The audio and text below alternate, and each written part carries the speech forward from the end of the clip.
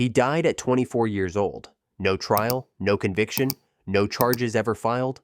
Just a gun, a letter, and the absolute certainty that the system had already decided he was guilty and that nothing he said or did would ever change that. And here's the part that stays with you long after this video ends. He was right. But let's go back. Because before the death, before the FBI, before the federal case that destroyed him, there was one night that started everything. A night that should have been impossible. A night that exposed a catastrophic blind spot inside the most powerful military in human history. And a bored 15-year-old in Florida found it first.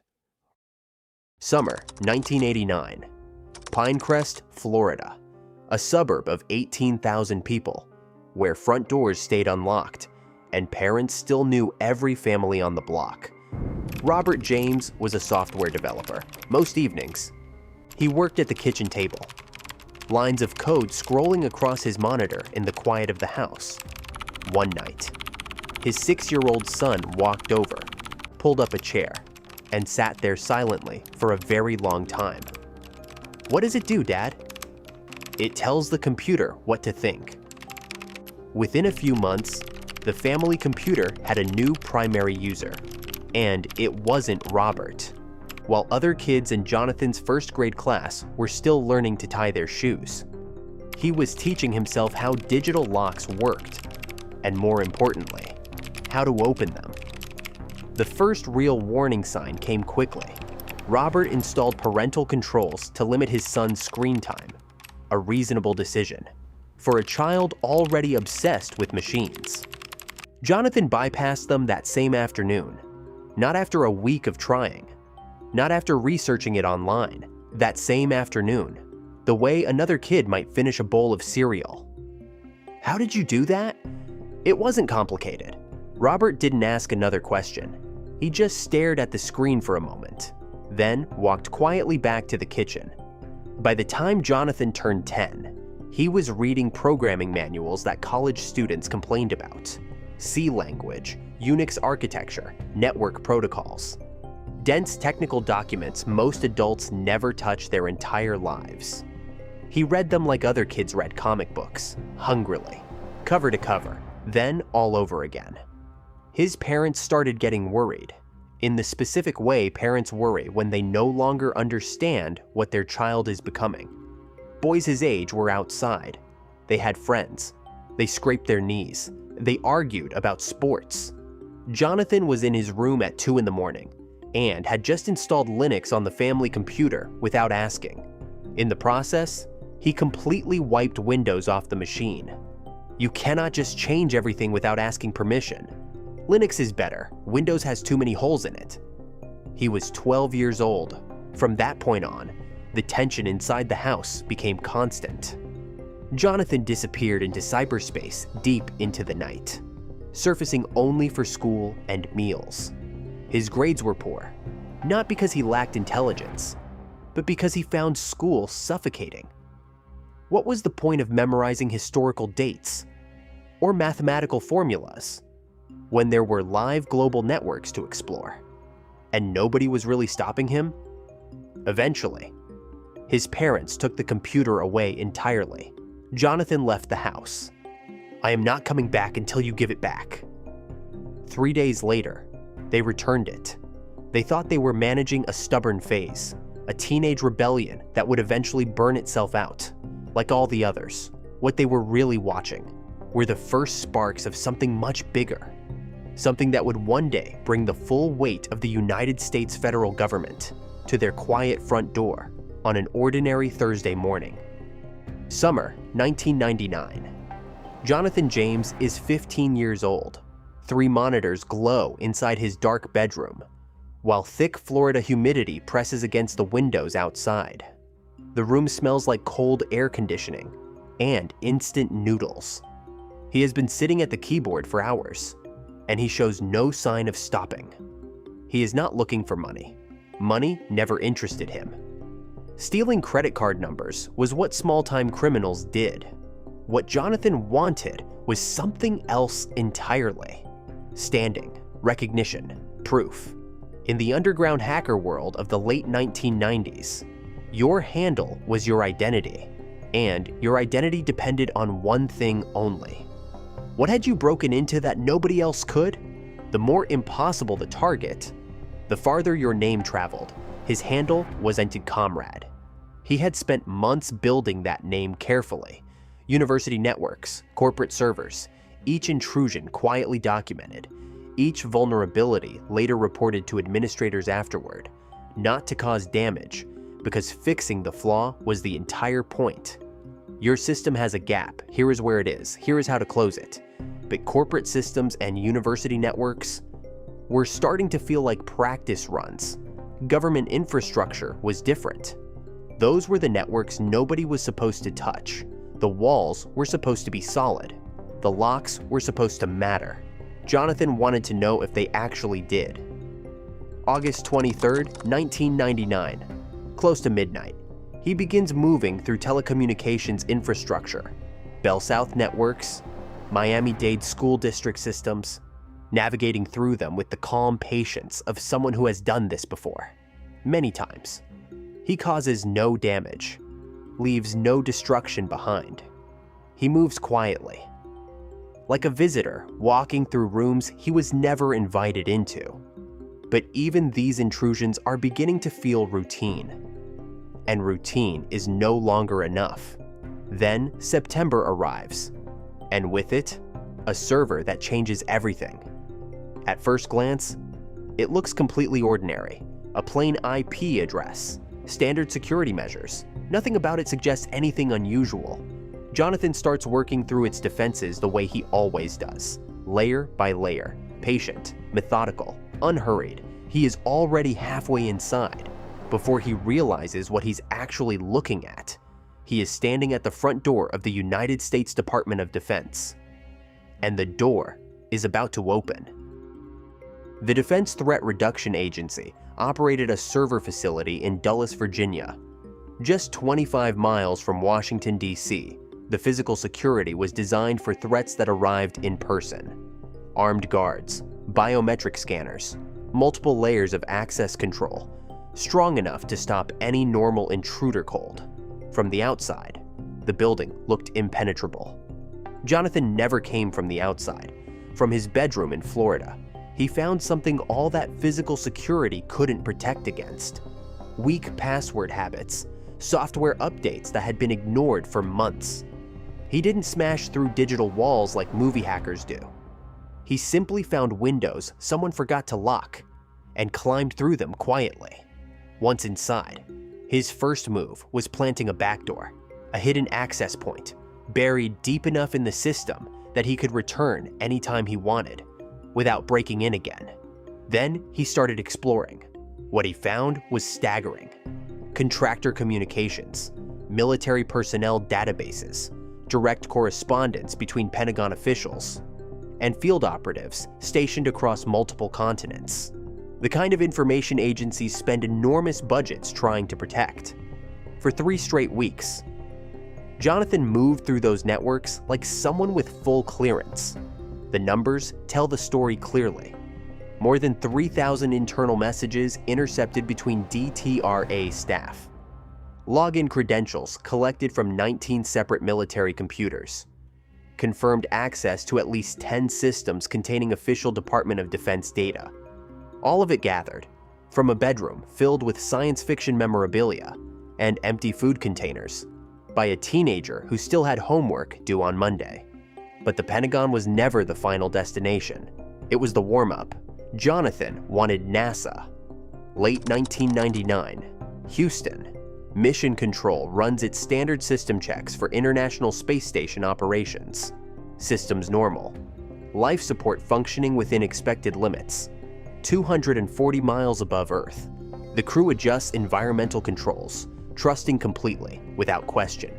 The software keeping them alive. Neither the astronauts nor Mission Control has any idea that software is already gone. Jonathan moved through NASA's systems with intense focus. Like someone who knew exactly what he was searching for. He wasn't there to damage anything. He wasn't trying to sabotage operations. To him, The source code represented the most advanced programming on the planet, an education he couldn't get anywhere else. To NASA, it was $1.7 million worth of classified life support software. Code responsible for managing atmospheric conditions for human beings living in the vacuum of space. When the breach was finally discovered, NASA reacted immediately. Every computer system was taken offline. A complete audit began, checking every line of code that might have been accessed. The shutdown lasted 3 weeks. Operational downtime cost $41,000 before anyone felt confident enough to bring the systems back online. Then, someone at NASA made a phone call to the FBI, and at that moment, the clock on Jonathan James's freedom started ticking. January 26, 2000, 7:23 in the morning, Pinecrest, Florida. Jonathan's mother shook him awake. There are men outside. They say they're from the FBI. He walked to his bedroom window and looked outside. Unmarked vehicles lined the street bumper to bumper. Agents in full body armor were positioned around the house perimeter. Neighbors stood behind curtains, watching a federal operation unfold in their quiet suburb on an ordinary Thursday morning. Jonathan walked to the front door still wearing his pajamas. Waiting outside were Defense Department investigators, NASA security officials, FBI cybercrime analysts, and local police officers standing by as backup. An entire federal task force, the kind normally assembled for organized crime figures or terrorism suspects, had arrived to arrest one sleepy teenager who had never physically harmed anyone. They seized everything: 5 computers, a personal digital organizer, stacks of disks, and in a detail that perfectly captures the absurdity of the moment, his science fiction technical manuals. Apparently, fictional starship schematics were considered possible evidence by someone in that room. During the interrogation that followed, Jonathan surprised every investigator there. He confessed immediately. No attorney, no denials, not even a single attempt to minimize what he had done. He told them everything: which systems he entered, how he got inside, what he downloaded, which vulnerabilities he used. He explained the entire process with the same relaxed excitement he once used to explain operating systems to his parents. Here's what was broken, here's what I did, here's what you should fix so it never happens again. The investigators had prepared themselves for a manipulative criminal mastermind. Instead, they found a teenager who genuinely believed, with complete sincerity, that he had been conducting independent security research. And in a way the legal system couldn't fully understand, he was right. But it changed nothing. September 21st, 2000. Federal Courthouse, Miami. Jonathan James, 16 years old, became the first juvenile in United States history to receive a criminal sentence for cybercrime. The Attorney General made public statements personally. The message from Washington was deliberate and loud. Access government systems and face adult consequences. No matter your age, no matter your intent. The sentence: 7 months of house arrest, probation until his 18th birthday, a complete ban on recreational computer use, formal written apologies to NASA and the Department of Defense, mandatory drug testing, mandatory counseling. For a boy whose entire identity, every ambition, every source of confidence and joy was built around computers and code, the punishment felt surgically cruel. 6 months into probation, Jonathan tested positive for marijuana. Federal marshals arrived with handcuffs. He was transferred to a juvenile detention facility in Alabama. Prison was exactly what he feared, and nothing he was built to survive. The institution operated on physical dominance, social hierarchy, and the ability to navigate violence with your body and instincts. Jonathan's strengths: pattern recognition, systems thinking. The ability to discover hidden paths through complex structures meant nothing behind those walls. He served 6 months, and the boy who walked out was not the same boy who walked in. Not in any way that mattered. Later, his father tried explaining it to people, but he could never find the right words. He would say, "Jonathan came home and the lights were still on, But something behind them had gone quiet. The curiosity, that relentless hunger to understand how everything worked, still existed somewhere inside him. But it had learned to stay in a smaller room, to stop reaching for things, to expect the ceiling before ever touching it. He was 17 years old, and the worst thing that would ever happen to him was still 9 years away. Jonathan James is 24 years old. He still lives in the same house in Pinecrest. The same house where his hacking career began. No university degree, no stable job, no real social life. His mother had died of cancer 2 years earlier, leaving him and his brother alone, inside a family home that no longer felt like one. The bedroom that once held 3 glowing monitors, and the restless energy of a prodigy, now held gaming consoles, prescription bottles, and the heavy silence of someone who had stopped believing things would get better. And he had kept his promise completely. No unauthorized access, no digital exploration, no hacking of any kind.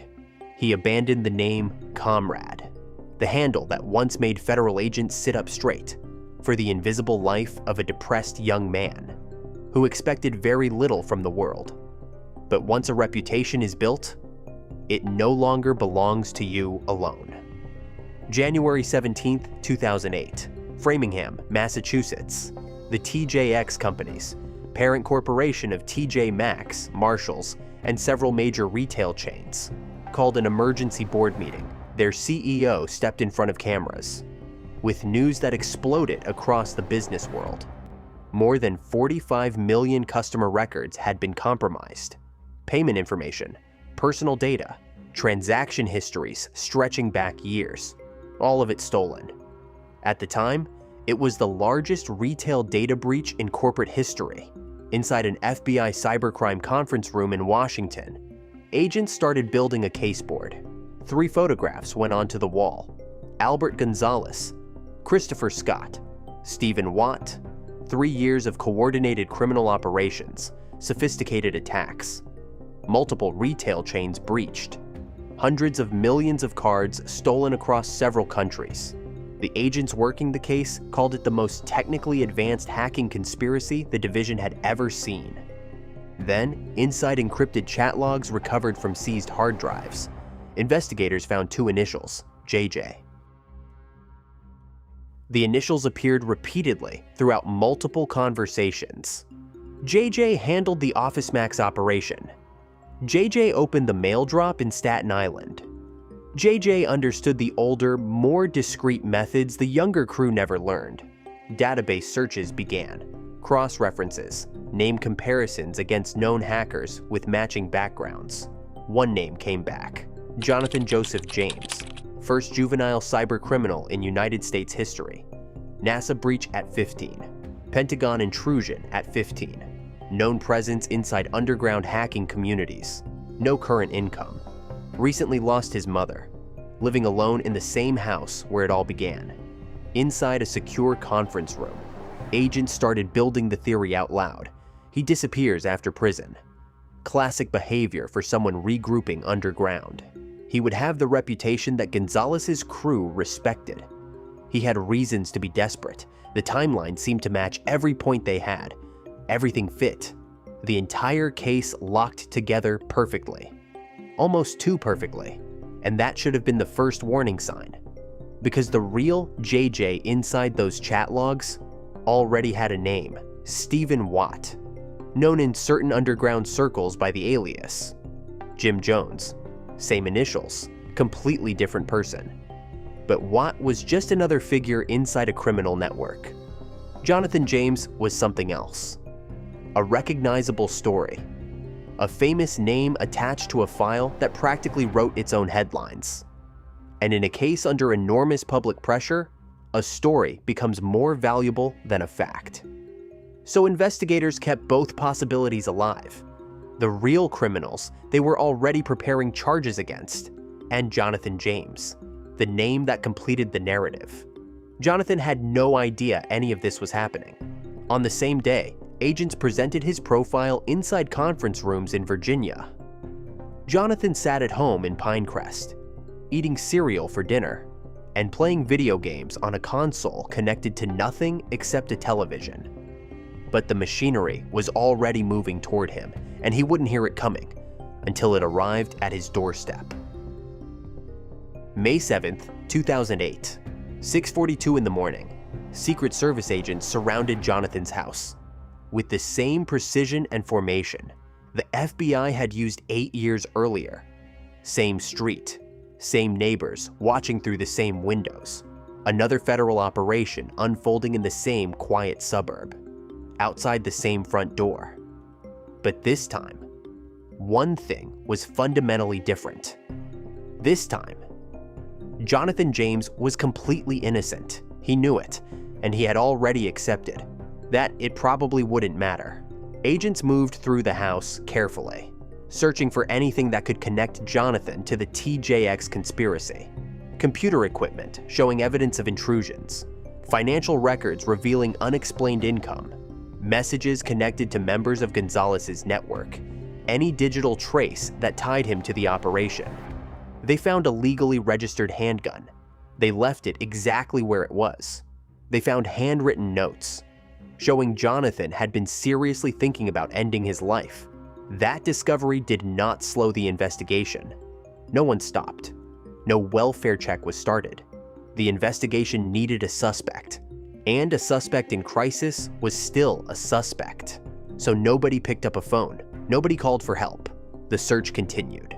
They found the remains of a life that had never truly recovered from its first encounter with federal prosecution. Depression made visible through an empty refrigerator, curtains unopened for weeks, and the heavy stillness of someone who had spent a very long time surviving instead of living.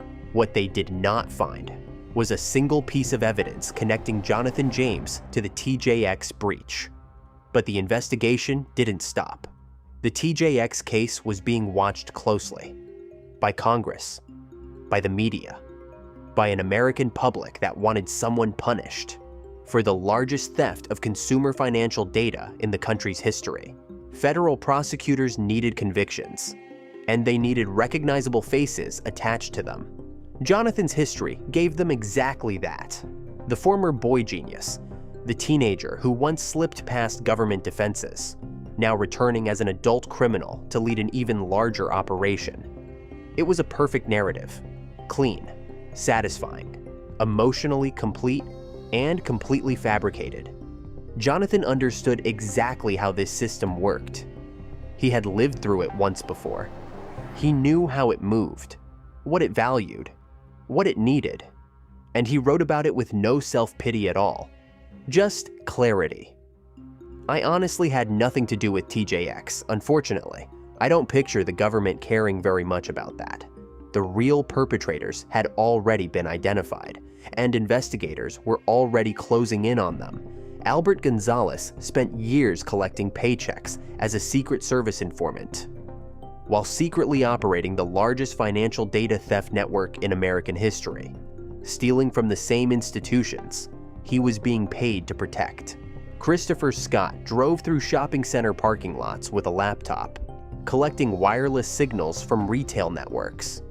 Stephen Watt created the custom software used to capture card data at industrial scale, and inside those underground circles, Stephen Watt used the alias Jim Jones, JJ, not Jonathan James.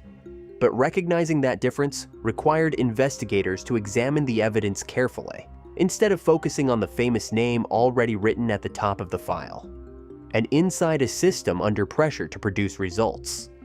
Careful attention to inconvenient facts rarely becomes the priority. Jonathan had no illusions about what would happen next. He had already seen this machine operate from the inside, and he believed he knew exactly how the story ended. May 18th, 2008, 11:34 at night. Jonathan James sat at a desk in the same bedroom where this story began, just 25 feet from the spot where, at 15 years old, he once navigated Pentagon servers with 3 glowing monitors, while the digital world felt completely open to him. Now, he was writing letters, one for his family, one for his friends, and one addressed to nobody in particular, to the public. Who only knew him as a headline? He approached it methodically, the same way he approached everything else. He organized passwords so his accounts could be closed properly. He wrote instructions for all of his remaining belongings. Who should receive what and why? Nothing was left unclear. He had always understood systems, and he approached this final one with the same cold precision he once used for network architecture and government servers. He wrote, "I have no faith in the justice system. Perhaps my actions today, and this letter, will send a stronger message than anything I could say in a courtroom. Either way, I have lost control over this situation. This is my only way to get it back." Jonathan had never been charged in the TJX case. No indictment, no court date, no moment in a courtroom where someone was legally required to prove accusations with actual evidence. He wasn't running from a verdict. He was running from the certainty that the verdict had already been decided, and the trial was just a formality the system hadn't scheduled yet. Years earlier, he had confessed to everything, fully cooperated, held nothing back, and still spent 6 months inside a federal juvenile detention facility in Alabama, where survival depended on strengths he never had. He came home changed, quiet, hollowed out, and for 8 years he kept every promise. No hacking, no intrusions, no return to that world. And now, it was happening again. The same knock, the same machinery, the same outcome waiting at the end of a process that no longer felt designed to find truth, only to confirm a story already chosen. The gun was a .38 caliber revolver, legally purchased, legally registered, and think about this carefully. Agents had been inside this house just weeks earlier. They saw handwritten notes about suicide, sitting out in plain view. They saw prescription bottles, closed curtains, an empty refrigerator. All the unmistakable signs of a person in serious crisis. They documented everything, then walked out the door without calling anyone. Because Jonathan inside a hospital bed was less useful to the investigation than Jonathan as a named suspect. So the notes stayed on the desk. Nobody made the call, and 3 weeks later, nobody was truly surprised by what happened next, except that they pretended to be. At 11:47 that night, inside the same bedroom where it all began, Jonathan James was gone. 24 years old, he hacked the Pentagon at 15, copied NASA's most classified software from a bedroom in Florida, became the first juvenile cybercriminal sentenced in American history, served his punishment, kept his word for 8 full years. And in the end, he did not die because of any of that. He died because of 2 initials inside a chat log that belonged to a completely different man, and because somewhere inside the federal system, someone decided his name was more useful than his innocence. March 25th, 2010. Federal Courthouse, Boston. Albert Gonzalez stood before a federal judge and received 20 years in prison.